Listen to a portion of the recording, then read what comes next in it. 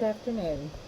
I am deeply honored to receive the Best in Science Award in Division 17. I so wish that I was in Minneapolis right now giving this talk in person, but after a horrible, terrible, no good, very bad travel day on Wednesday that included multiple flight delays and eventually a flight cancellation, I decided to abandon trip and return to Missouri.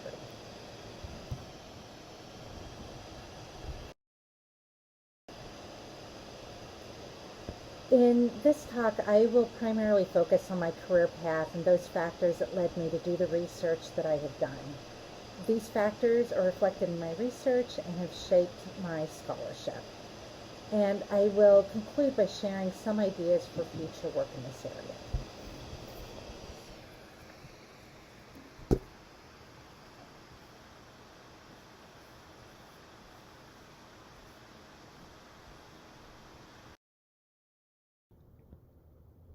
So I identify as a multicultural vocational psychology researcher. My research covers three main threads that are integrated across all of my work.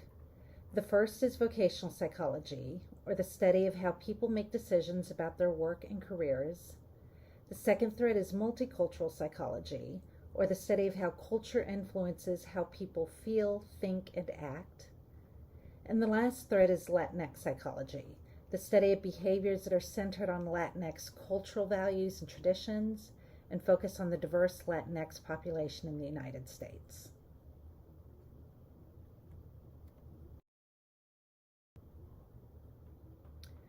My vocational research has covered lifespan career stages from early adolescence to adulthood.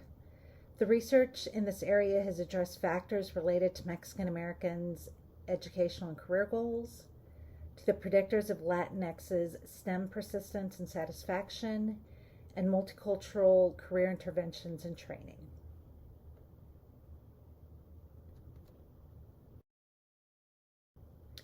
My research in multicultural psychology is focused on the development or validation of psychological measures for use with Latinx samples and culturally sensitive research methods for Latinx communities.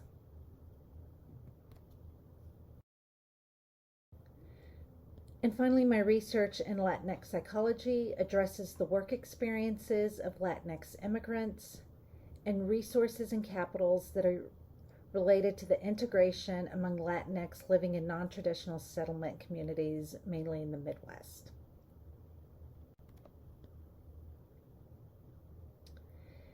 As I indicated earlier, there have been various factors that have played a role in my development as a researcher and that have shaped the research that I do.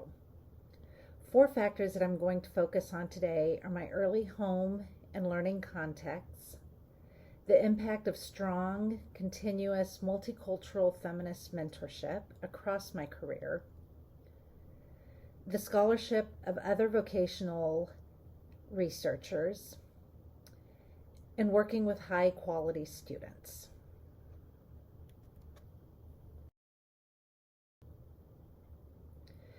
Beliefs about my career were strongly shaped by my early home context and learning environments. I'm a Mexican-American woman who was born and raised in what Gloria Anzaldúa refers to as La Frontera, or the Texas-Mexico border region. This is an area that is culturally rich, homogeneous, and a very unique region of the country that ranks among the poorest and least educated parts of the United States. According to the most recent census, almost 25% of the population in this area lives below the poverty level. 83% of households speak a language other than English. 67% of adults have at least a high school education, and 19% have at least a college education.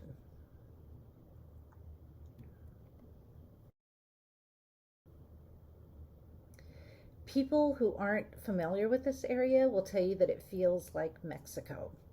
And people who are not from the area report feeling highly conscious of their whiteness within this context. Growing up there had a huge effect on me, including my career decisions as well as my research interests. One reason that I decided to study how Mexican American high school students make decisions about their education and careers was reflecting on my educational path and those of my classmates. Education was not reinforced in the larger community context. I had a lot of smart classmates in high school, and I wondered why many of them did not go to college. When I left this area for college, I also wondered why there were so few Latinx students and faculty at the large state universities that I attended.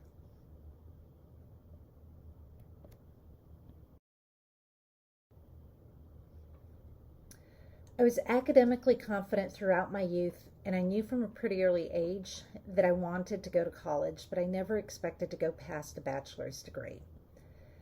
I have spent my entire adult life in a university context, but within this first month of entering a college environment that was so culturally different from what I was accustomed to, I found myself planning my exit strategy from higher education and questioning my decision to major in psychology because I knew at the time that it would require additional education beyond a bachelor's degree, and I didn't think that I was graduate school material. My challenge throughout graduate school and as a professional is rooted in my experience as a first-year college student when I struggled to see myself succeeding and advancing within an environment that I didn't feel that I belonged because there were so few people in this context that shared my cultural background. The lack of representation greatly influenced my educational and career aspirations and decisions at that time, and when I started developing my research program, I reflected on my own career path and wondered how culture and college educational contexts influenced other Mexican American youth. I never planned on getting a PhD until the middle of my master's program, and I didn't entertain the idea of becoming a faculty member until the end of graduate school when I was applying for internship. I attribute both of these decisions to the guidance and encouragement that I received from highly influential mentors. The mentorship that I received during graduate school was so powerful. It was empowering and affirming and supportive of my intersectional identities. In particular, Karen O'Brien and Punky and Mary Hepner have been critical supports in my development as a researcher since I was a graduate student, and they continue to serve in these roles today. My academic and life trajectory completely changed because of the feminist mentorship that I received from Karen. When I was a master's student, she exposed me to the world of research and provided me with opportunities to engage in research in ways that I hadn't before. I was able to work with data, write SPSS syntax. So this was in the days before we had statistical software, and we had to write the codes to run analyses on mainframe computers. She also invited me to review research manuscripts. Even though I didn't have the skills to critique research at that time, her requesting my feedback on research communicated to me that she valued my input. She socialized me to the profession, she encouraged me to attend APA, and at my first APA conference in 1994 in Los Angeles, she allowed me to deliver the introduction for a symposium that she chaired that included John Crumboltz as one of the presenters. Karen's research on the career development of adolescent women and racially diverse youth was engaging. It was applied, and it was a collaborative team effort where everyone's contributions were welcomed. Importantly, her research was socially relevant, and I learned about the potential of research to expand educational and career opportunities for marginalized groups.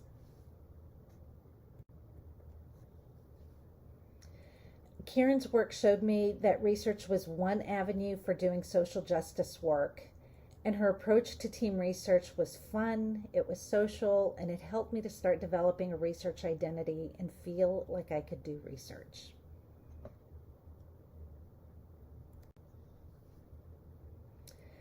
The research experiences in my doctoral training at the University of Missouri with Punky and Mary solidified my interest in conducting research and my path into academia.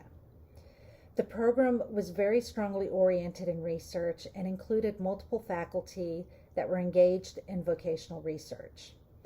One early example of research my doctoral program involved Punky's professional seminar class that all first-year doctoral students took.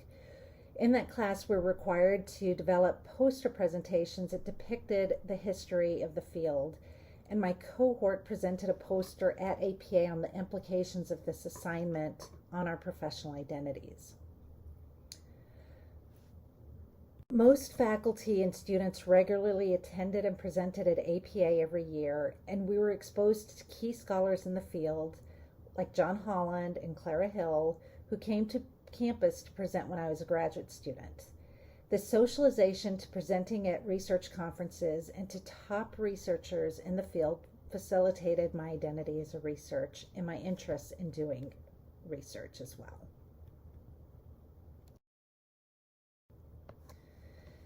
So one meeting in graduate school stands out as particularly critical and influential.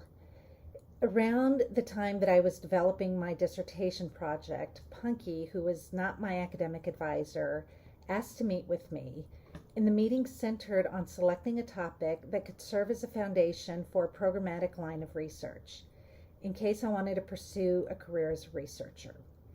This meeting is illustrative of the mentorship that I received as a graduate student, where my mentors were giving me information about possible career paths, but more importantly, they were indirectly and directly conveying to me their belief in my ability to pursue paths that felt unattainable to me.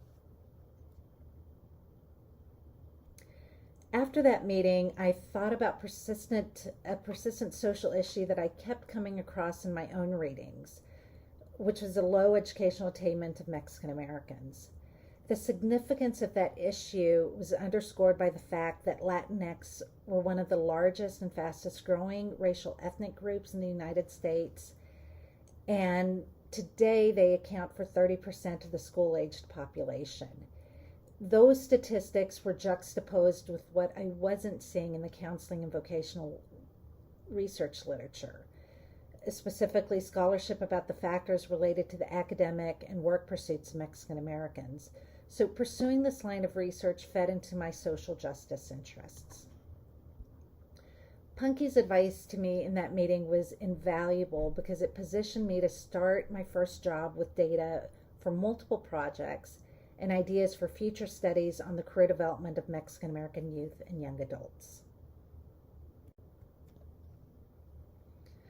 I also received exceptional, nurturing mentorship as an early career professional from colleagues such as Fred Leong, Louise Dowse, and Karen Taylor that supported my work and guided me through the ins and outs of establishing my career.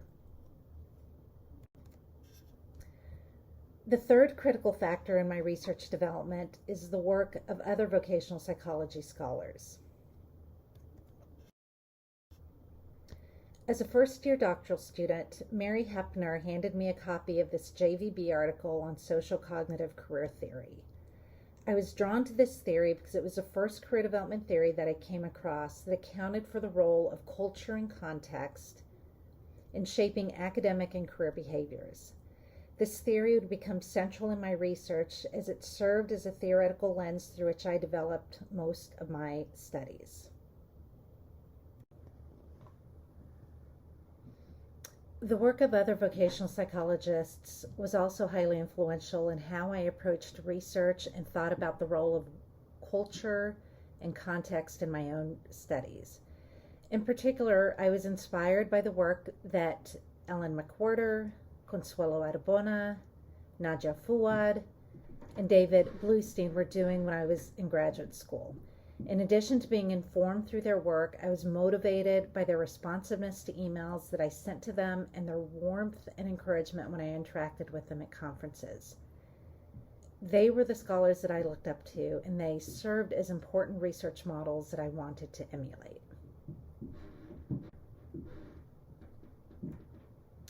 Finally, I have been so fortunate to work with bright and talented and social justice-oriented graduate students throughout my career who have been interested in studying vocational issues. They have made important contributions to my research, and many of them have gone on to develop their own lines of research. My research teams and students have taught me so much about the strengths of teams and the value of creating spaces that are affirming of who we are, as well as open and receptive to the strengths that each of us bring to a team. There are too many to name, but I'm so grateful for my students who have collated hundreds of research surveys before online surveys were popular, who traveled with me to Texas and to parts of Missouri to collect data, who entered data, who checked data, who ran analyses and reran them again, and who tolerated my extensive feedback on drafts of papers. These students have critiqued my work and have made it better, and they have strengthened our research projects with their ideas. I'm so proud of the careers that they have developed and the impact that they are having in the field through their research, leadership, through the training that they provide, and through their practice.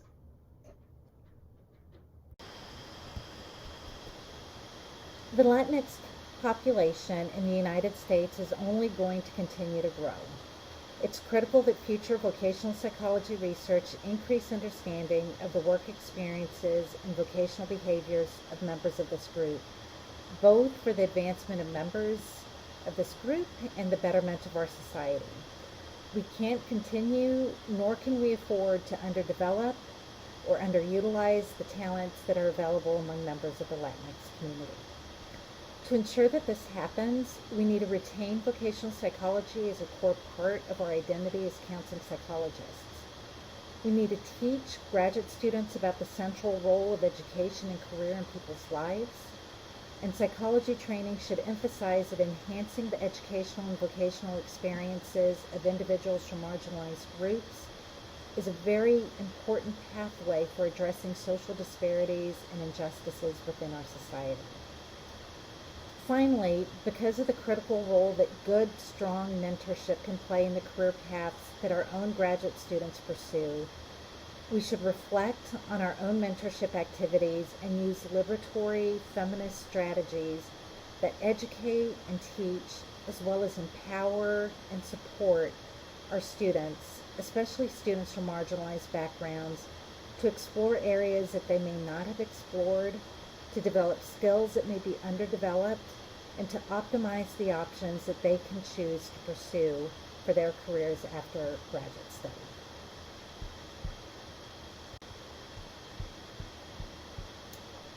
To conclude, again, I am deeply honored for this recognition, and I want to thank Dr. Karen O'Brien for nominating me, and Dr. Evelyn Hunter and members of her Scientific Advisory Board for the award and the service that they provide to the Society. Thank you.